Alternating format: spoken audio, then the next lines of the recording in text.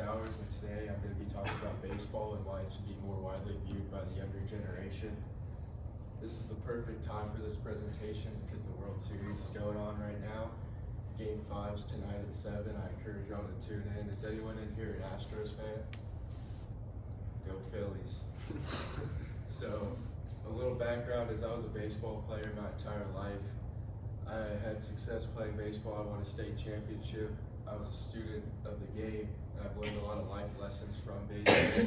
So that brings me to my purpose of to encourage the young audience to view baseball as a prime form of entertainment, as well as learn lessons from baseball. And I'm going to do that by telling y'all factors of baseball that make it win. Go through the history, improvements being made to the game, the environment and the art of baseball that makes it interesting and entertaining. Start where it began. Baseball is known as America's national pastime in the National Archives. It's been around for 146 years.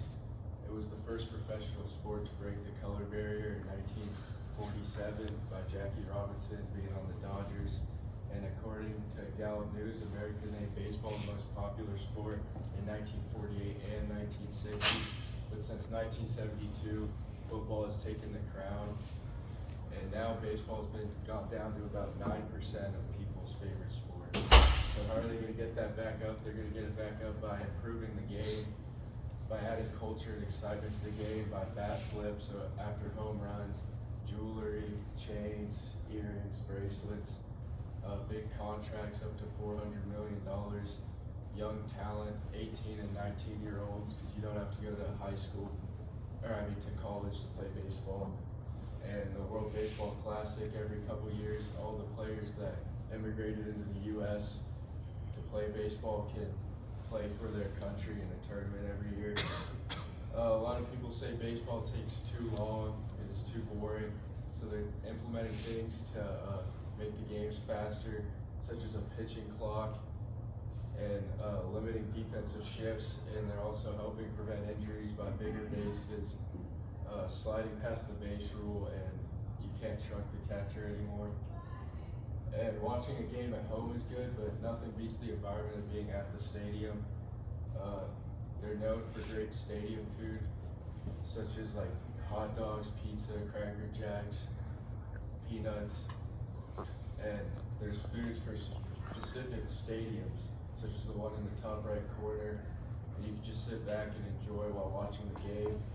Stadiums have a lot of historical values, such as Fenway, which is 110 years old. Wrigley is about 108 years old. There's beautiful scenery of the cities behind the field, and there's always the souvenir opportunity of catching a foul ball or a home run. And the art of baseball. Baseball is a 90% mental sport. According to USA Today, 7 years ago there were 20 mental skills coaches who are being used by major league clubs, but there are now 44 that are either full-time or consultants. And hitting a baseball is one of the hardest things to do in all the sports. If you look at the diagram up there, it takes about 100 milliseconds for your brain to realize the pitcher's released the ball, which gives you about 75 milliseconds to assess what type of pitch is coming, and only 50 milliseconds to decide whether to swing or not at the pitch. And the blink of an eye takes about 150 milliseconds. So in conclusion, people should start watching baseball on a more regular basis because of what it has to offer, encouraging the young audience to continue the tradition of relaxing and watching a baseball game will benefit the sport and you as well. The history, improvements, and environment and art of the game are hard to match, and people should want to enjoy and learn more about baseball. And go watch the game tonight. It is